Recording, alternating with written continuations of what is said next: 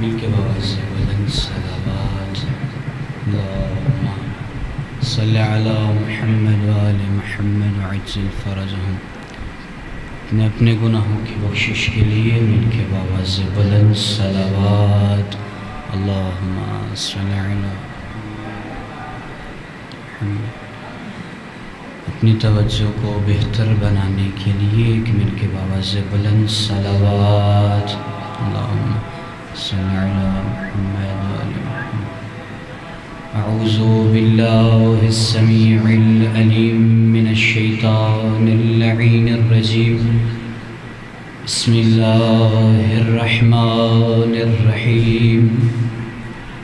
الحمد للہ الذی ہدانا لہذا وما كنا لنهتدی لولا ان ہدانا اللہ، لقد جاءت رسل ربنا بالحق، الصلاة والسلام والتحیۃ والاکرام علی افضل الموجودات، العبد المعید الرسول المسدد والمصطفى الامجد، المحمود الاحمد حبیبنا وطبیب نفوسنا، مولانا ومولا القونین جد الحسن والحسین، اعانی ابا القاسم محمد اللہم صل علی وعلى أهل بيته الطيبين الطاهرين المعصومين، لا سيما بقية الله في الأرضين، روحي وأرواح العالمين لتراب مقدمه الفدا، واللعنة على أعدائهم وغاصب حقوقهم ومنكر فضائلهم ومصائبهم أجمعين، من الآن إلى قيام يوم الدين، أما بعد فقد قال الحكيم في قرآن الكريم وقوله الحق، بسم الله الرحمن الرحيم، إنما يريد الله ليذهب عنكم الرجس أهل البيت ويطهركم تطهيرا۔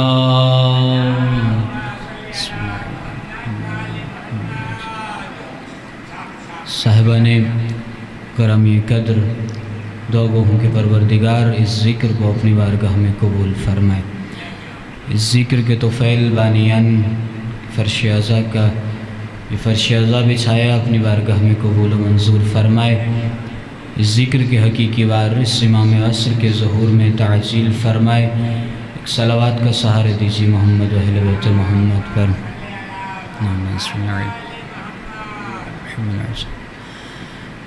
قرآن مجید سورہ مبارکہ احزاب کی مشہور و معروف آیت اور ایک آیت کا ایک چند حصہ آپ کی سماعتوں کے نظر کیا ہے کہ جس میں پروردگار عالم ارشاد فرما رہا ہے، بس اللہ کا ارادہ یہ ہے کہ اہل بیت رسول آپ سے رجس کو دور رکھے، ایسے دور رکھے جیسے دور رکھنے کا حق ہے۔ آیت کا ترجمہ پھر سنیے تاکہ گفتگو واضح ہو جائے کہ اہل بیت رسول بس اللہ کا ارادہ یہ ہے کہ اللہ اہل بیت سے رجس کو دور رکھے، ایسے دور رکھے جیسے دور رکھنے کا حق ہے۔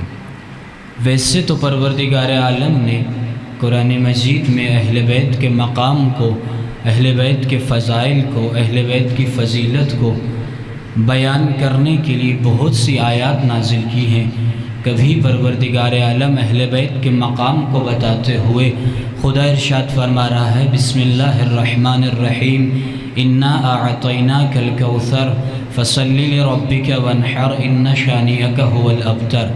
کبھی پروردگار عالم اہل بیت کی عظمت کو بیان کرتے ہوئے ارشاد فرما رہا ہے، وآت ذی القربى حقہ۔ پوچھا گیا یا رسول اللہ اس ذوی القربیٰ سے مراد کیا ہے؟ کہا ذوی القربیٰ سے مراد فاطمہ اور فاطمہ کی اولاد ہے۔ توجہ ہے، کبھی پروردگار عالم اہل بیت کے مقام کو اور اہل بیت کی عظمت کو بیان کرتے ہوئے ارشاد فرما رہا ہے فَمَنْ حَاجَّكَ فِيهِ مِنْ بَعْدِ مَا جَاءَكَ مِنَ الْعِلْمِ فَقُلْ تَعَالَوْا نَدْعُ أَبْنَاءَنَا وَأَبْنَاءَكُمْ وَنِسَاءَنَا وَنِسَاءَكُمْ وَأَنفُسَنَا وَأَنفُسَكُمْ ثُمَّ نَبْتَهِلْ فَنَجْعَلْ لَعْنَةَ اللَّهِ عَلَى الْكَاذِبِينَ۔ پروردگار عالم کبھی اہل بیت کے مقام اور عظمت کو بیان کرتے ہوئے ارشاد فرما رہا ہے کہ بسم اللہ الرحمن الرحیم انما یرید اللہ لیذہب عنکم الرجس اہل البیت ویطہرکم تطہیرا۔ اللہم صلی علی محمد وعلی محمد۔ کبھی پروردگار عالم اہل بیت کے مقام اور اہل بیت کی عظمت کو بیان کرتے ہوئے ارشاد فرما رہا ہے قل لا اسألکم علیہ اجرا الا المودۃ فی القربى۔ کبھی پروردگار عالم ارشاد فرما رہا ہے وَاعْتَصِمُوا بِحَبْلِ اللَّهِ جَمِيعًا وَلَا تَفَرَّقُوا۔ رسول خدا سے پوچھا گیا یا رسول اللہ اس حبل خدا سے مراد کیا ہے؟ فرمایا اس حبل خدا سے مراد علی ابن ابی طالب ہے۔ یا علی ہے۔ کبھی پروردگار عالم اہل بیت کے مقام اور عظمت کو بیان کرتے ہوئے ارشاد فرما رہا ہے اما یتساءلون عن النبأ العظیم۔ پوچھا گیا یا رسول اللہ اس نبأ عظیم سے مراد کیا ہے؟ کہا اس نبأ عظیم سے مراد علی ابن ابی طالب ہے۔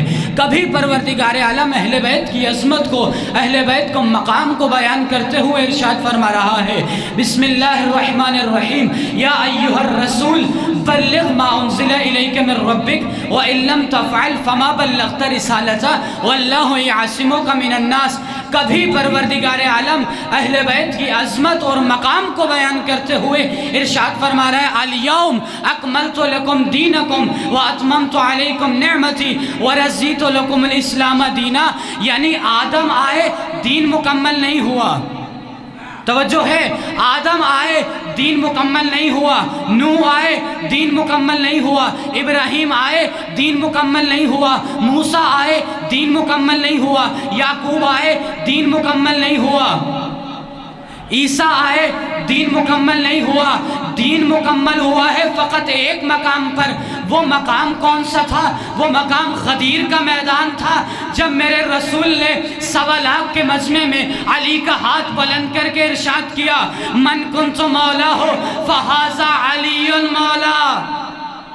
جس کا میں مولا ہوں اس کا میرا بھائی علی مولا ہے۔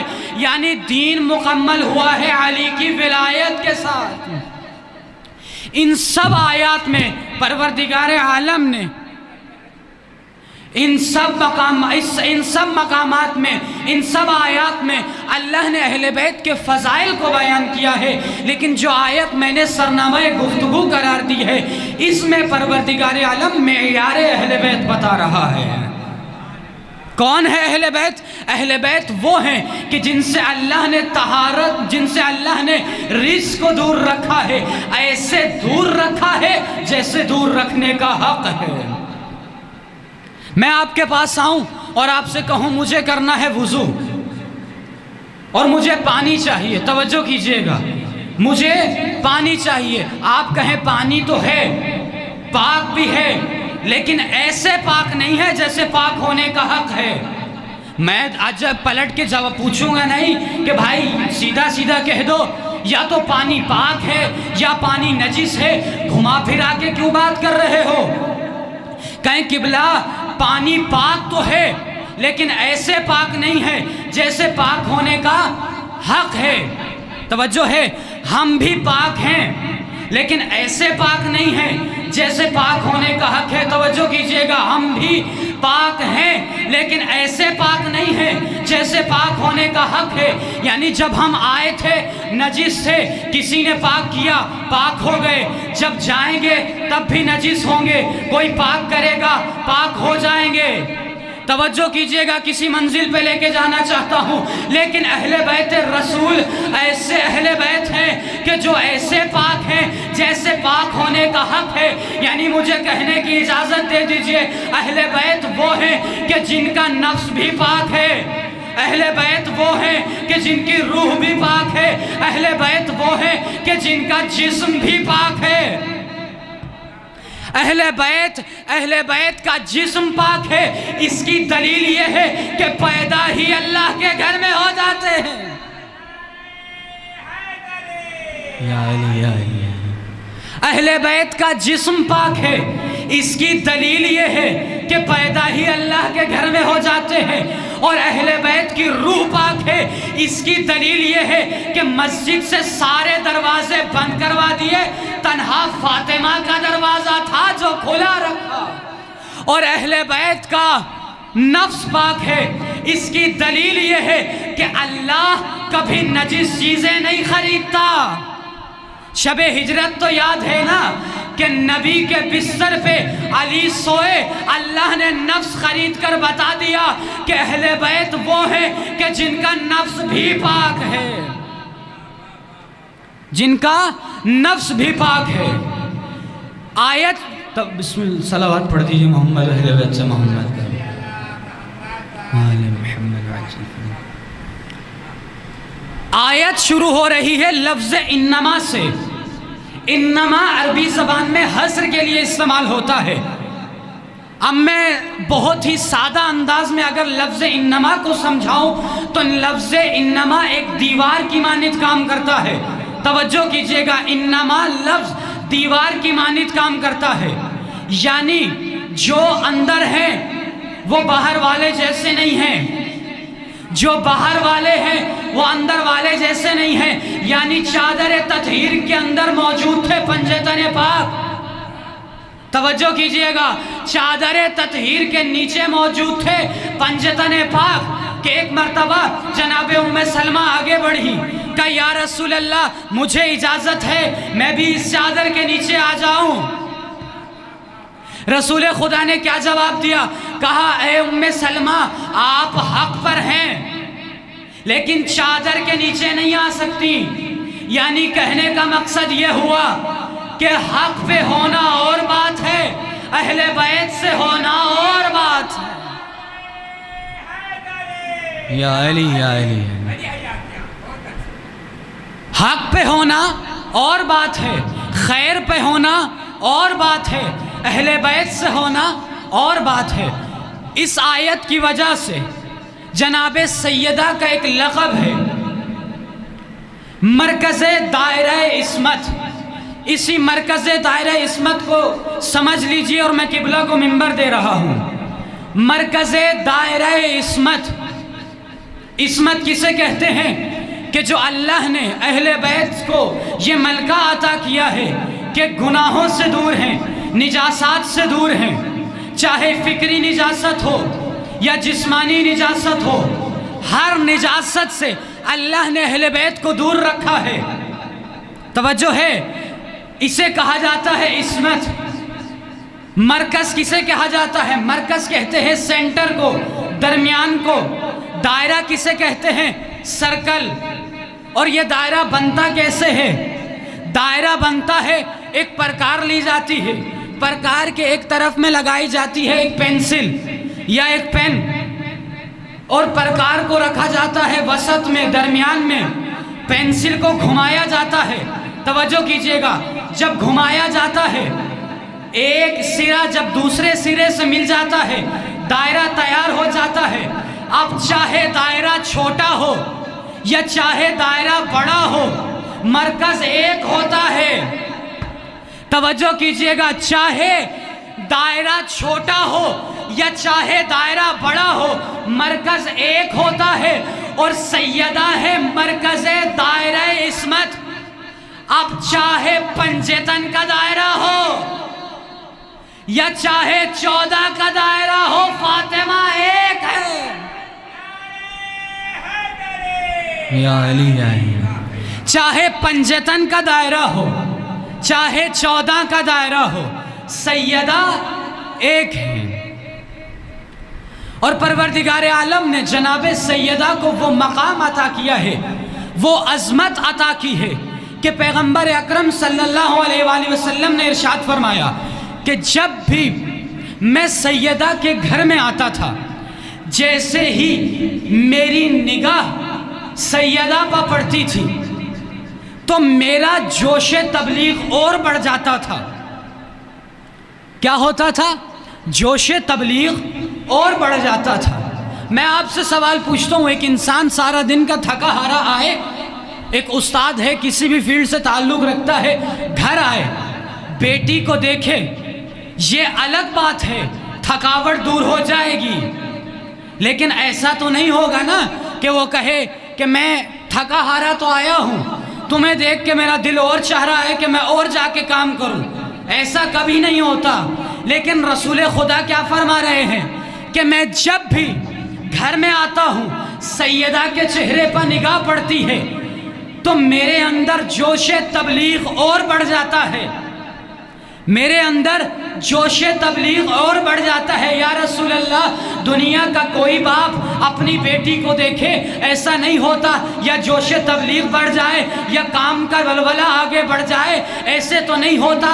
آپ کے اندر کیوں جوش تبلیغ اور بڑھ جاتا ہے؟ عجب نہیں کہ رسول کی آواز آئے کہ جیسے ہی میں گھر میں آتا ہوں میری نگاہ سیدہ پہ پڑتی ہے، سیدہ کی جبین پر جیسے ہی نگاہ پڑتی ہے مجھے نسل امامت نظر آتی ہے اور آواز آتی ہے، نانا دین پہنچانا آپ کا کام ہے، دین بچانا میرا کام۔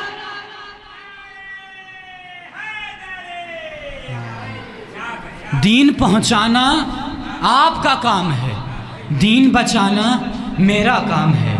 اسی دین کو بچایا ہے فاطمہ نے۔ جو عظمت، جو شان، جو منزلت اللہ نے جناب سیدہ کو عطا کی تھی، کوئی مسلمانوں نے حیا نہیں کیا۔ وہی مسلمان ہے کہ جو ابھی رسول کی قبر کی مٹی خشک نہیں ہوئی تھی کہ مسلمان سیدہ کے دروازے پر آ گئے ہیں۔ عزاداروں، ایک مرتبہ جیسے ہی جناب سیدہ کے دروازے پہ آ کے دستک دی، سیدہ آگے بڑھی، جا کے پوچھا مجھے بتاؤ آنے والا کون ہے؟ کہا سیدہ ہم علی سے ملنا چاہتے ہیں، علی کو باہر بھیجو۔ میں نے تو ادب اور احترام سے کہہ دیا، نہ جانے آنے والے مسلمان نے بطول سے کیسے کہا کہ علی کو باہر بھیجو۔ ہاں زادارو، ایک مرتبہ جیسے ہی جناب سیدہ نے یہ کہا علی نہیں آ سکتے، دوسری دفعہ اصرار ہوا، تیسری دفعہ اصرار بڑھا، سیدہ نے کہا کہ علی نہیں آ سکتے۔ اب آنے والے نے یہ نہیں کہا علی کو باہر بھیجو، کہا اگر علی کو باہر نہیں بھیجو گے تو ہم دروازے کو آگ لگا دیں گے۔ ہاں عزادارو، دروازے پہ آگ کا نام سننا تھا۔ ایک مرتبہ بطول کی چیخ بلند ہوئی اور رو کے کہا اے مسلمانوں، یہ بطول کا دروازہ ہے، اے مسلمانوں یہ فاطمہ کا دروازہ ہے، مسلمانوں یہ رسول کی بیٹی کا دروازہ ہے۔ ہاں عزادارو، مسلمانوں نے کوئی حیا نہیں کیا۔ جب جناب سیدہ نے علی کو آنے سے، محافظہ امامت بی بی نے اپنے امام کو آنے سے منع کر دیا، ایک مرتبہ ایک ظالم نے دروازے کو آگ لگائی۔ دروازے کا جلنا تھا، ارے جب آدھا دروازہ جل گیا، ایک ظالم نے دروازے کو دھکا دیا، جلتا